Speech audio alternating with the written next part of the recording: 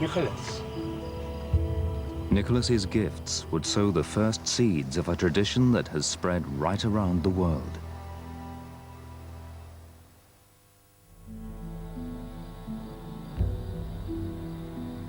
Patara's scattered ruins are, for Franco, a lasting memorial to the generosity of St. Nicholas and the custom of an anonymous figure delivering presents into homes.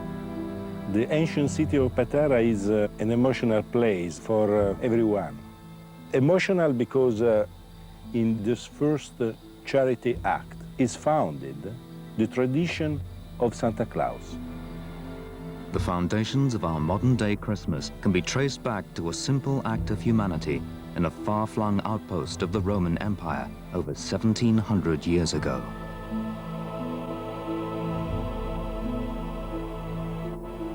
As Franco sets off for the Antalya Museum, he is more eager than ever to find out the truth behind the relics held there.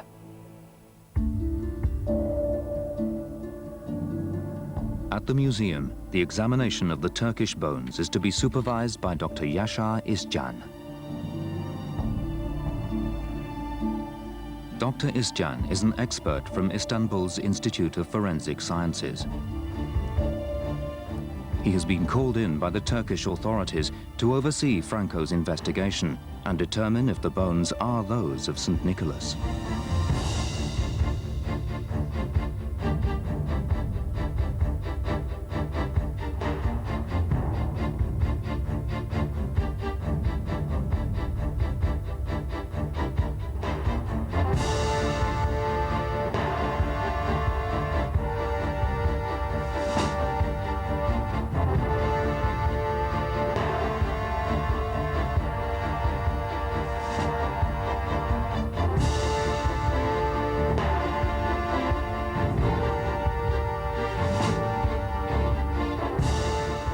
Years ago, the box inscribed with the name of St. Nicholas was found amid the ruins of a church in the old city.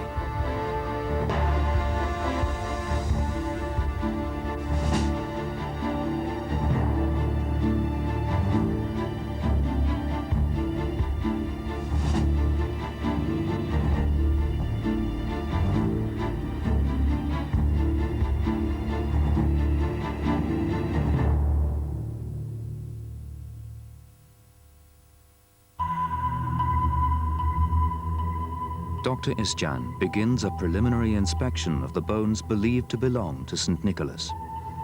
Very interesting. On the left side we have the mandible. Mandible. He hopes to prove that these are some of the bones unaccounted for in Bari.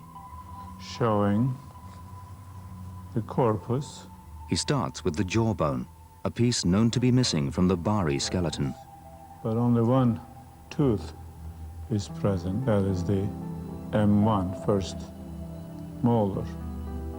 This is the first time these bones have been subjected to forensic analysis. Our second specimen is a longer bone. It's from the... The next piece is from the forearm and shows signs of an old injury. Interesting part is that it seems as if he had a fracture in the distal hand, heel fracture. The bone belonged to someone who broke their wrist. But was it St. Nicholas? Hi, how are you? Dr. İşcan has no data to prove it. How was your trip? Thank you very much. But Franco has brought with him the records of the 1953 study of the Bari relics. Hard to hear a little bit. Okay, sit down. Are you all set to look at this important case? What we have is a few fragments belonging to St. Nicholas. We have here 5 pieces, as you can see. And this is obviously a distal. Here, go ahead and tell me what you see. This guy had problem to the wrist. It's an old fracture that turned a little bit the axial of the bones. How long ago this may have occurred before death? So we have plenty time to make a complete callus, bone callus. Yeah, so And it's almost could completed. be, yes, and I think it's surely more than 5, 7, 10 years ago. Okay. Okay. And I looked at the sex and Dr. Isjan shows Franco the jawbone. This is the right mandible, Yes. the corpus, Yes. Will it match the data from the skull in Bari? and we have a root. Yes. It's the canine Yes. 1, 2, 3. Anyway, this is not very thick, this part of it. Franco thinks the jawbone belonged to a small skull. A lot of thickness for the muscle Okay. insertion. Yes, for the mastoid and the temporal muscles. Anyway, this is very interesting. Yeah. So anyway, so what do you think about this? You know, As you know, the bones of San Nicolas in Bari have studied just once in the 1953. And this is the skull. Interesting. And this is the only part that we miss in the skull. That's the left side. This is the left side, Okay. and the right side we have. For this reason, I don't know if you agree, but these bones These are. could be not related with the bones that we have in Bari. It does look like that, but yes, these bones. The jawbone in Turkey is from the wrong side, so it cannot belong to the skull in Bari. The pieces that are here We have in Bari. are also in there too, and so there is obviously a problem. Although, Dr. Isjan is distressed by the state the Bari bones are in.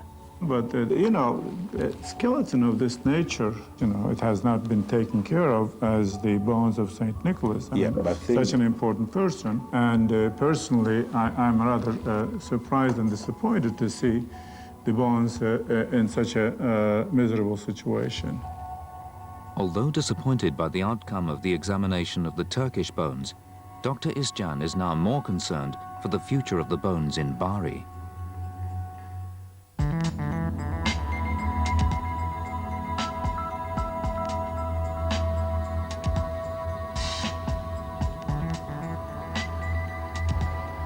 While Franco has been examining the Turkish bones, Caroline Wilkinson in Manchester is using the latest forensic software to transform the images and data of St. Nicholas's skull into a 3D virtual head.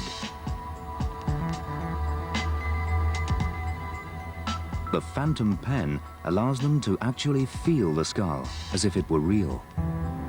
What we're doing here is trying to create a 3D representation of the skull from the 2D information. We've got some sketches that were done when measurements were taken from the skull, and Chris has used that as a template to build the 3D model of the skull, which we can then hone down using the X-rays and the photographs to get it to be a more accurate 3D model. Caroline examines the virtual skull. Okay, let's have a look at the nose then. She makes a surprising discovery. That's quite marked, isn't it? That the bend on this side pushing inwards and the opposite on his right pushing out. Let's have a look at it again from the front. So that's going to be very noticeable in the soft tissue. It's quite badly broken, isn't it? And they've both been, it looks like he's been hit from this side or received a blow from this side that's sent both bones in that direction. I think breaking his nose would probably have altered the level of symmetry to his face, because now his nose is quite asymmetrical. It's consistent with one blow, but we don't know that for a fact. It could have been broken a number of times.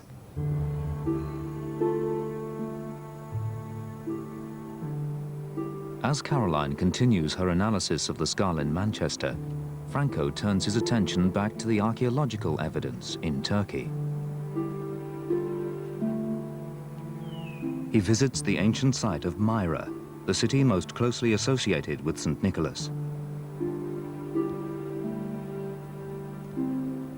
It was here that he spent most of his adult life. And it is from here that much of the St. Nicholas legend springs. Little is left standing of the Roman city where Nicholas lived and practiced his ministry. Today, only the ancient necropolis bears witness to the vibrant Christian population that St. Nicholas once led. Myra was a very important city. St. Paul had been to Myra. This part of the world to this day is of extreme importance, especially in interreligious matters. So I think that he, by his very nature being a bishop, was part of the reason so much of his legends and so much of his life became part of history and then became very much part of the Christian practice and faith in later years. No one can say for certain when Nicholas left his hometown of Patara and moved to Myra. Legends suggest he could have been a young man or in his late middle age. But it was in Myra that Nicholas's destiny would be fulfilled.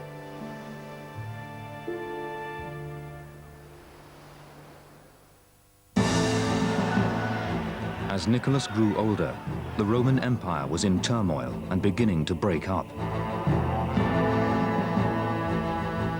But far to the west, a new Roman emperor had emerged. Constantine was the first Caesar to fight under the Christian banner.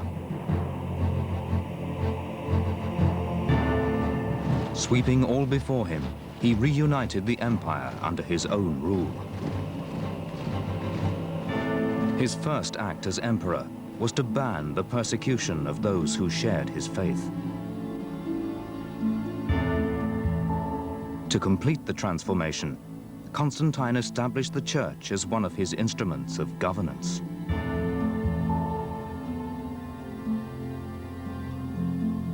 Constantine's adoption of the Christ cult established bishops as figures of enormous authority and power at a local level in Roman society.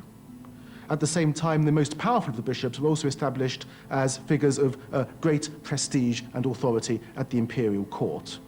In more general cultural terms, it was made clear that Christianity was the way forward.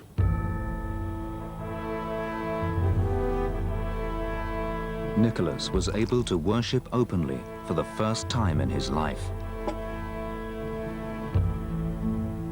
The man who was once an outcast was suddenly propelled to the center of Roman society.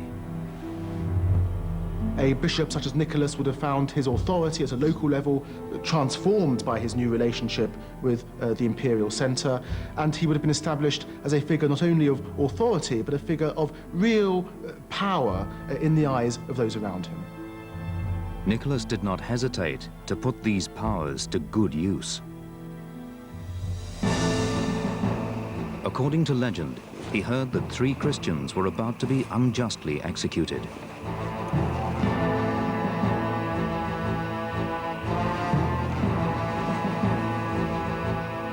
Running across the city, he found the condemned men before the executioner. Rushing forward, Nicholas imposed his authority, saving the men's lives.